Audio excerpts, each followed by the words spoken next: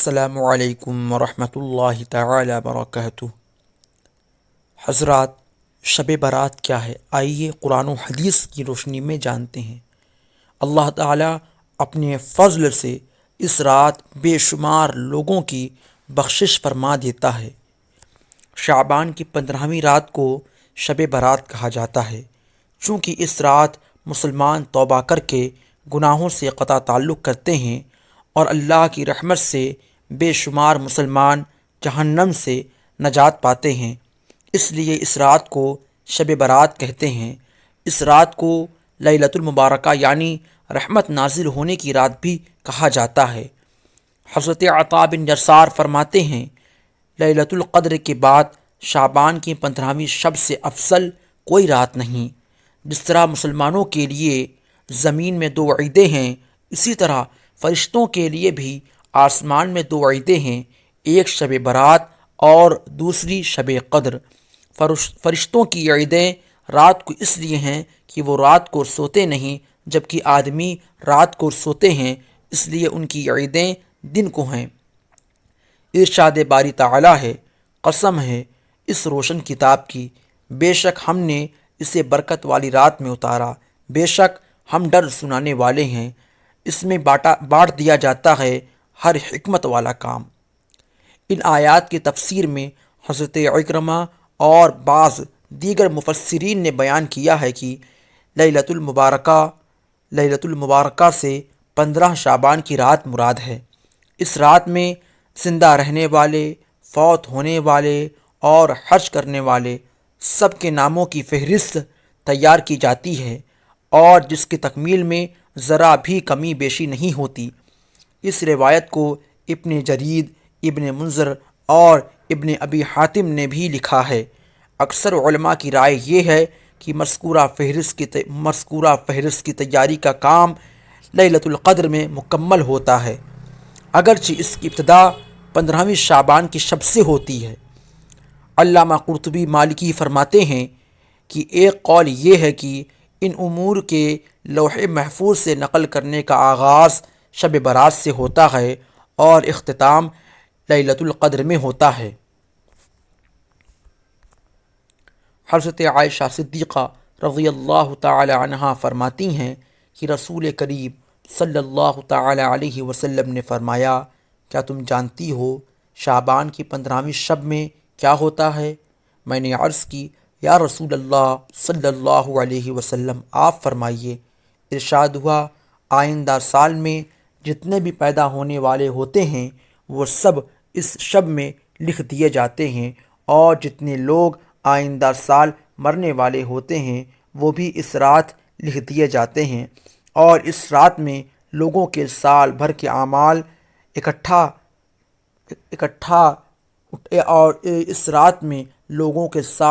اعمال اٹھائے جاتے ہیں، اور اس رات میں لوگوں کا مقررہ رزق اتارا جاتا ہے۔ حضرت عطا بن یسار فرماتے ہیں، شعبان کی 15ویں رات میں اللہ تعالیٰ ملک الموت کو ایک فہرست دے کر حکم فرماتا ہے کہ جن جن لوگوں کے نام اس میں لکھے ہیں ان کی روحوں کو آئندہ سال مقررہ وقتوں پر قبض کرنا۔ اس شب میں لوگوں کے حالات یہ ہوتے ہیں کہ کوئی باغوں میں درخت لگانے کی فکر میں ہوتا ہے، کوئی شادی کی تیاریوں میں مصروف ہوتا ہے، کوئی کوٹھی بنگلہ بنوا رہا ہوتا ہے، حالانکہ ان کے نام مردوں کی فہرست میں لکھے جا چکے ہوتے ہیں۔ چونکہ یہ رات گزشتہ سال کے تمام اعمال بارگاہ الہی میں پیش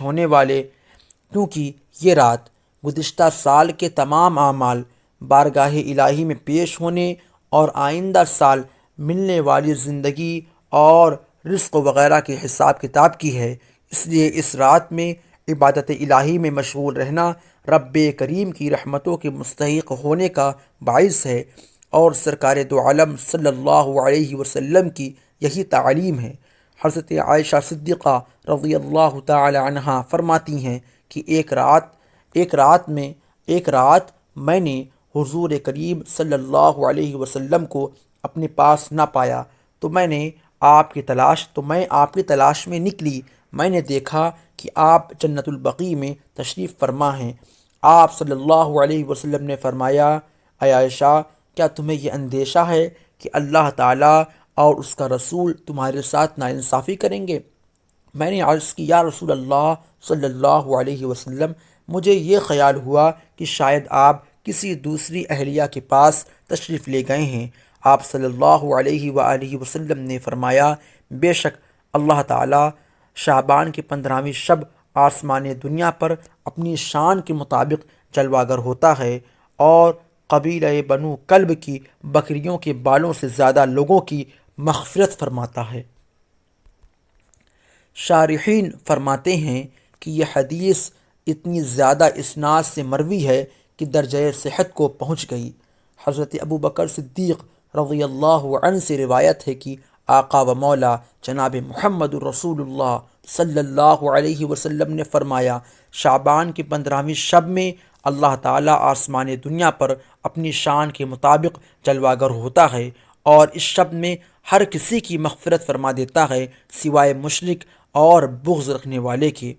شب برات فرشتوں کو بعض امور دیے جانے اور مسلمانوں کی مغفرت کی رات ہے۔ اس کی ایک اور خصوصیت یہ ہے کہ یہ رب کریم کی رحمتوں کے نزول کی اور دعاؤں کے قبول ہونے کی رات ہے۔ حضرت عثمان بن ابی العاص سے روایت ہے، حضرت عثمان بن ابی العاص رضی اللہ عنہ سے روایت ہے کہ حضور اکرم صلی اللہ علیہ وسلم کا ارشاد ہے، جب شعبان کی 15ویں شب آتی ہے تو اللہ تعالیٰ کی طرف سے اعلان ہوتا ہے کوئی مغفرت کا طالب کہ اس کی گناہ بخش دوں؟ ہے کوئی مجھ سے مانگنے والا کہ اسے عطا کروں؟